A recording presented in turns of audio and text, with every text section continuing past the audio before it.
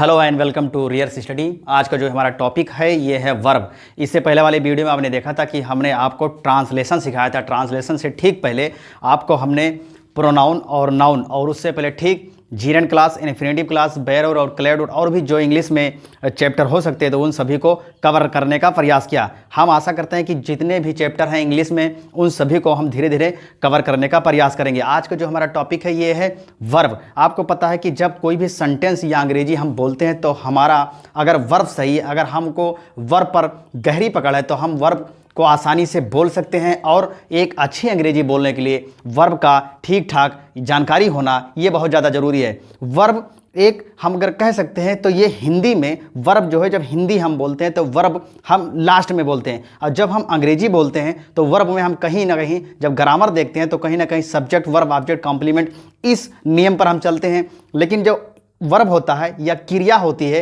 Verb को हिंदी में हम क्रिया भी कहते हैं या काम भी कहते हैं, तो ये हिंदी में सबसे अंत में होता है। ठीक है। और एक सेंटेंस में या एक से अधिक सेंटेंस बोले जाते हैं। वर्ब जो है एक वर्ड होता है। ठीक है। और ये एक वर्ड होता है ये जो काम करने को बताता है। कभी कभी जब हम सेंटेंस बोलते हैं या वाक्य बोलते हैं तो हम वर्ब नहीं बोलते हैं, कभी कभी हम वर्ब बोलते हैं। तो जहां हम वर्ब नहीं बोलते हैं वहां हम टू बी वाली क्रिया यानी होना वाली क्रिया को लेते हैं, और कभी कभी हम टू डू और टू बी वाली वर्ब के साथ साथ कुछ प्रतीक लगाकर उन वर्ब को बोलते हैं। उन्हें हम कह सकते हैं कि वो सिंबॉलिक वर्ब हैं। अगर हम देखना चाहें कि वर्ब क्या है तो डेफिनेशन देख लें। वर्ब का जो डेफिनेशन है यानी क्रिया या काम का डेफिनेशन है। ध्यान रखें, काम वही चीज़ है या हम कोई काम करते हैं या कोई करता है किसी भी काम को तो वो क्रिया है या काम है या वर्ब है। ठीक है।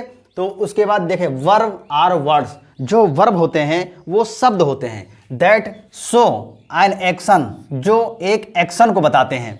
वर्ब जो है वर्ड्स होते हैं यानी शब्द होते हैं जो एक्शन या काम को बताते हैं। ठीक। Almost every sentence require a verb. हर लगभग जितना भी सेंटेंस बोला जाता है या लिखा जाता है तो उनमें वर्ब का होना बहुत जरूरी है। अगर आप वर्ब नहीं बोलते तो सेंटेंस फ्रेश हो जाता है, और फ्रेश का कहीं ना कहीं हमारे सामने कोई ना कोई मतलब नहीं रह जाता है। तो इसीलिए हम जब सेंटेंस बोलते हैं या जो वाक्य बोलते हैं उसमें वर्ब का होना बहुत जरूरी है। यही कह रहा है कि almost every sentence require a verb. प्रत्येक सेंटेंस जो भी होता है वो कहीं ना कहीं वर्ब रखता है, चाहे वो करना वाली क्रिया रखे चाहे या होना वाली क्रिया रखे। ठीक है। अगर हम वर्ब को जानना चाहें तो ध्यान दीजिए, वर्ब दो प्रकार के होते हैं। ध्यान दीजिए, वर्ब दो प्रकार के होते हैं। अगर हम करना वाली क्रिया की बात करें तो प्रेजेंट वर्ब, पास्ट वर्ब, और फिर अगला इसका जो चौथा, थर्ड फॉर्म और फोर्थ फॉर्म कहा जाता है उसको प्रेजेंट पार्टिसिपल और पास्ट पार्टिसिपल कहा जाता है। तो वो हम जब सिंपल वर्ब शुरू करेंगे तो उसमें उन सभी को कवर करने का प्रयास करेंगे। सिंबॉलिक वर्ब में जितने भी सिंबॉलिक वर्ब होते हैं उन सभी वर्ब को बताने का प्रयास करेंगे। तो आपको पता है कि वर्ब का जो डेफिनेशन है वो प्रत्येक सेंटेंस कोई ना कोई काम या कोई ना कोई क्रिया रखता है। जैसे अगर हम वर्ब समझना चाहें कि कैसे, तो ध्यान दीजिए, तो ये जाना जो गो है, गो माने जाना, हम जाने का काम कर सकते हैं या कोई भी कर सकता है जाने का काम, तो एक वर्ब होगा। जाना एक वर्ब है। जब देखिए, हम इससे पहले आपको इन्फिनेटिव बताए थे कि जब किसी क्रिया में ना लग जाता है तो इन्फिनेटिव हो जाता है या नॉन फाइनाइट हो जाता है। इसमें ना लगा, हम थोड़ा सीखने के लिए गो को हम जाना लिख रहे हैं कि हम जाना वर्ब कैसे सीखें। ठीक है। तो वर्ब, और ये डू माने होता है करना। हम कोई ना कोई काम को या किसी न किसी चीज को करते हैं तो इसलिए वर्ब है। स्लीप सोना, हम सोने का काम करते हैं। ठीक है। तो ये एक वर्ब है। फिर हम दौड़ने का काम कर सकते हैं या कोई भी कर सकता है तो एक वर्ब है।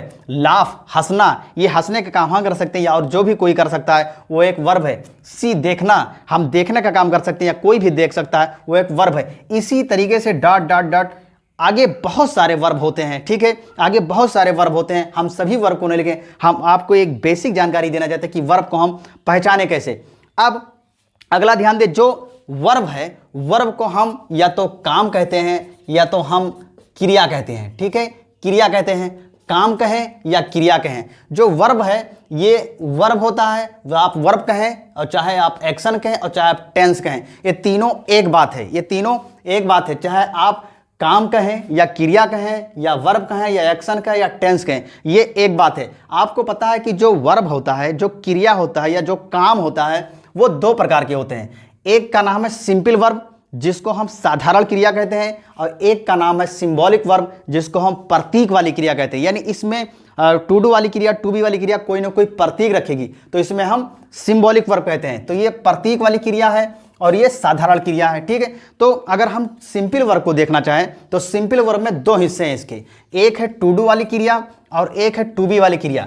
टू डू वाली क्रिया वह क्रिया होती है जब किसी काम का करना पाया जाता है, ठीक है, वो टू डू वाली क्रिया होती है। देखे करना वाली क्रिया, फिर इसमें ध्यान दे, करना वाली क्रिया में किसी ना किसी काम का करना पाया जाता है, इसीलिए वो टू डू वाली क्रिया कहलाती है, इसीलिए वो टू डू वाली क्रिया कहलाती है। इसमें किसी न किसी काम का कोई ना कोई कर रहा होगा तो उसे हम टू डू वाली क्रिया कहलाएंगे, ठीक। और अब सिंपल वर्ब है, इसके बाद हम सिंपल वर्ब पर अलग वीडियो एकदम से बनाने का प्रयास, किसी में जगह नहीं थी इसमें हमने नहीं लिए। उसके बाद अगर टू बी वाली क्रिया देखना चाहे तो इसमें होना वाली क्रिया पाई जाती है। जब कोई सेंटेंस या कोई वाक्य हम बोलते हैं, उसमें कोई सेंटेंस में अगर हम करना वाली क्रिया नहीं बोलते या किसी काम का करना नहीं पाया जाता है, तो जो करना वाली क्रिया नहीं मौजूद है उसको सपोर्ट देने के लिए हम होना वाली क्रिया को लिखते हैं। यानी हम इससे कहते हैं टू बी वाली क्रिया को हम लिखते हैं। होना वाली क्रिया में किसी काम का करना नहीं पाया जाता है। ध्यान दीजिए, किसी काम का करना नहीं पाया जाता। अगर किसी काम का करना पाया जाएगा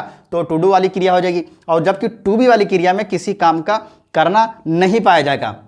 इस क्रिया में किसी न किसी काम का करना नहीं पाया जाता है, इसलिए ये टू बी वाली क्रिया कहलाती है। अब जितने भी टू डू वाली क्रिया है, जितने भी टू बी वाली क्रिया है, इन सभी क्रिया को आने वाले समय में मैं आपको बताने का प्रयास करेंगे।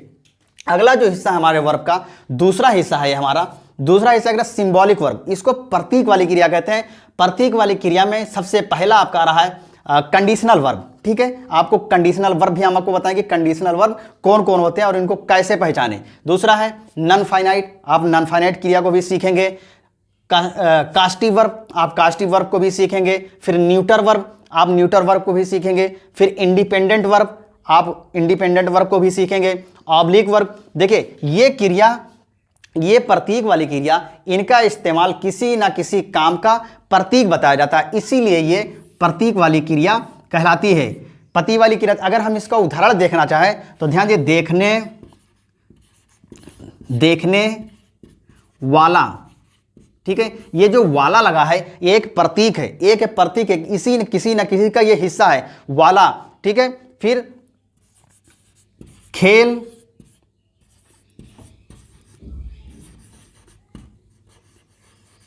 खेल दिखवाओगे, ठीक है, खेल दिखवाओगे, एक बीच में वाह आ रहा है, ठीक है, तो इसमें वाह की वजह से ये किसी न किसी सिंबल को प्रतीक कर रहा है, ठीक। इसी प्रकार से इसमें और भी सिंबल, कई सारे सिंबल हैं, हम एक के बाद एक condition, non finite, causative, neuter, independent, oblique, इन सभी वर्ब को हम धीरे धीरे कवर करने का प्रयास करेंगे। इसका इस्तेमाल जो सिंपल वर्ब है ये 30% होता है और इसका इस्तेमाल 70% होता है। ध्यान दिए, 70% होता है अंग्रेजी बोलने के लिए और लिखने के लिए। अगर आपका अंग्रेजी बोलना है, लिखना है, तो आपको एक अच्छा वर्ब आना और आपके पास बहुत सारे वर्ब का नॉलेज होना, यानी जानकारी होना बहुत ज़्यादा ज़रूरी है। तो हम आशा करते हैं कि ये वीडियो आपको पसंद आया होगा, और पसंद आया तो चैनल को सब्सक्राइब जरूर कर दें, वीडियो को शेयर कर दें, लाइक कर दें, और अपने दोस्तों को भी शेयर करें ताकि इसका फ़ायदा सभी को मिल सके। और वीडियो को थैंक यू।